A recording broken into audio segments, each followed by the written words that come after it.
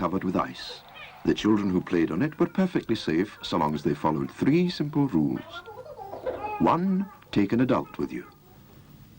2, wait till he's tested the ice. 3, keep away from the center where the ice is thinnest. As for the children who didn't follow these 3 rules, some of them were never heard of again. So the good children who were left made very certain that there was always a grown-up with them, that he tested the ice first, that they kept near the shore, and as a result, they lived happily ever after.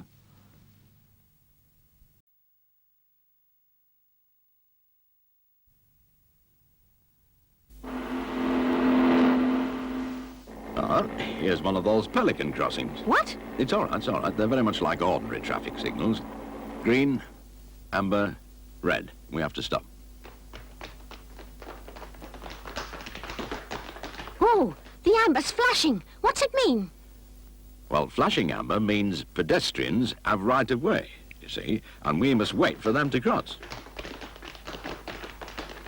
Oh, well, they've crossed now. Can we drive on? Yes. When the amber is flashing and the crossing is clear, we can go. Now tell me again, what's the sequence of lights after the green for go? Right. Steady amber, then red. Both mean stop, of course. Flashing amber means pedestrians have right of way. But we can go if the crossing is clear. Green means go.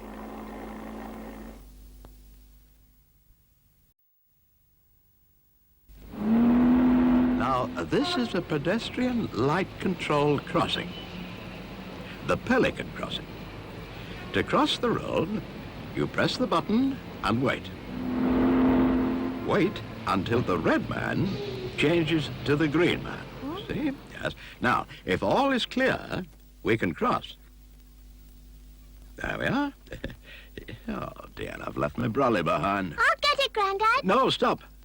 The green man is flashing. Oh. Yes, that means the lights are about to change. Oh. So you mustn't start to cross. Oh, I see. That's a good girl. Now, remember, you have to wait until the red man changes to green. Then, if all's clear, cross. Oh. Don't forget, when the green man flashes, it's too late to step out. There. Oh, it's starting to rain. Wish I'd brought my brolly.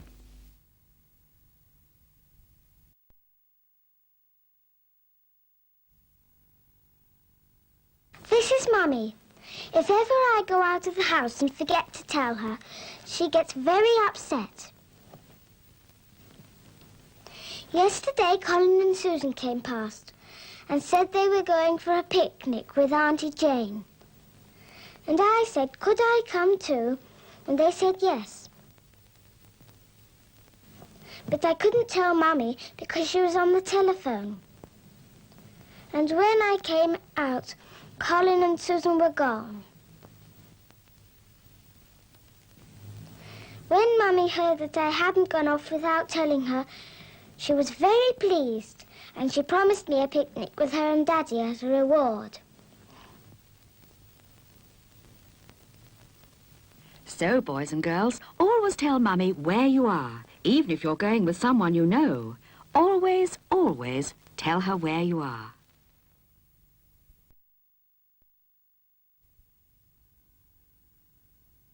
This is my brother George. This is Mummy. She is always telling us we must never talk to strangers, no matter how nice they are. The other day, George was waiting for Mummy when a man came up and offered him a sweet. George shook his head. Then the man said, would you like to come for a walk or ride in my car? But then George remembered what Mummy had said and hurried off to find her. Mummy was very pleased with him, and she said he was a very good boy.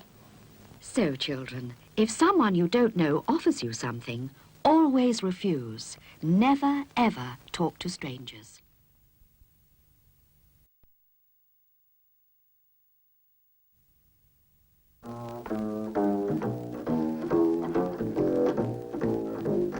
When you've come home from work and decided you're very tired, ready for bed,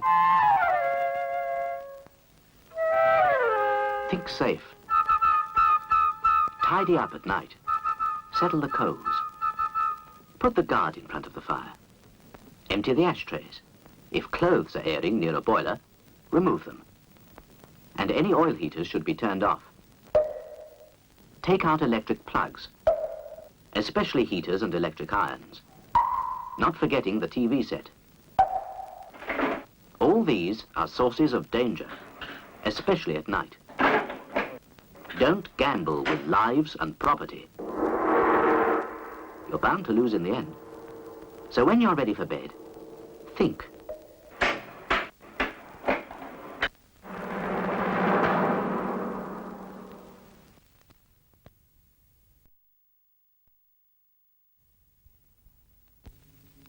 This is the time of year for frost. Don't be caught out. Frozen pipes can be avoided. So make sure your house is really frostproof.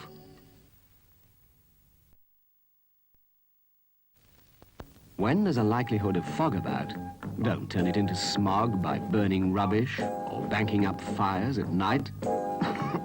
You can help by using only smokeless fuel in foggy weather.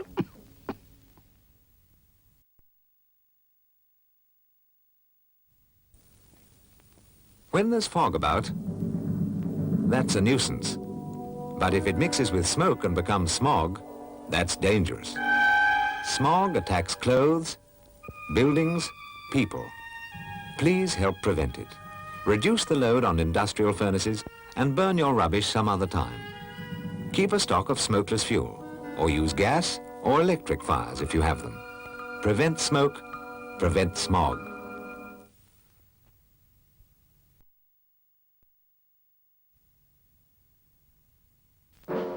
When your daughter goes to work for the first time, the excitement she feels with her own money to spend and crowds of new friends. Maybe she won't care what job she does before the gloss wears off. She may get married and have a family. And it's only when she thinks about working again that she'll feel let down, going back to unskilled work. But if she gets help to prepare for a satisfying job now, then later on, she'll have a career to go on with. Make sure your daughter sees her careers teacher at school and the local careers officer.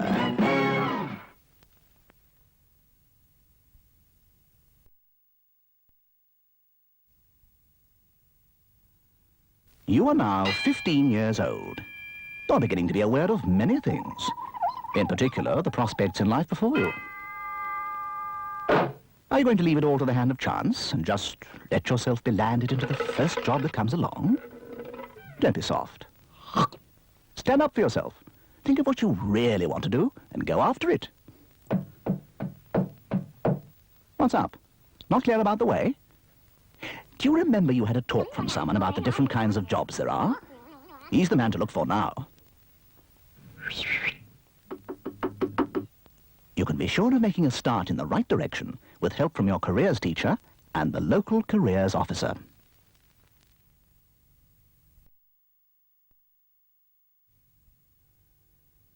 All paraffin heaters, no matter what kind, need a continuous flow of air to prevent poisonous fumes from building up. So keep a window or ventilator open.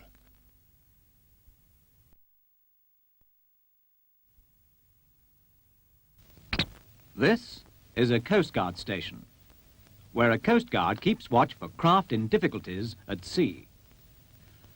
Now just here, there could be a boat in distress, and this could be you, seeing it all happen. So what should you do? Make for the nearest telephone, dial, and ask for the Coast Guard. He's at the center of the rescue organization, in touch by telephone and radio with lifeboats and helicopters.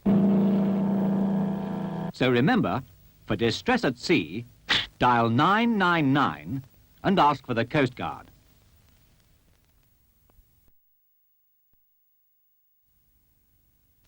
I am a Coast Guard.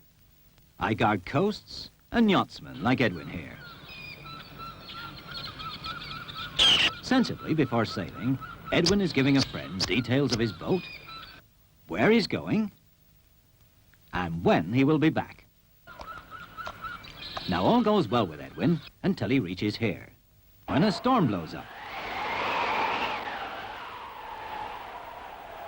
Edwin quickly makes for the nearest shelter. He decides to stay a while, but forgets to let anyone know his change of plan. So that later, his friend phones me to tell me Edwin is hours overdue here. After getting full details, we organize search and rescue operations all along his supposed course. What a waste of time and money. So do help us, yachtsmen. Always tell somebody of your sailing plans. But don't forget to let them know if you change them.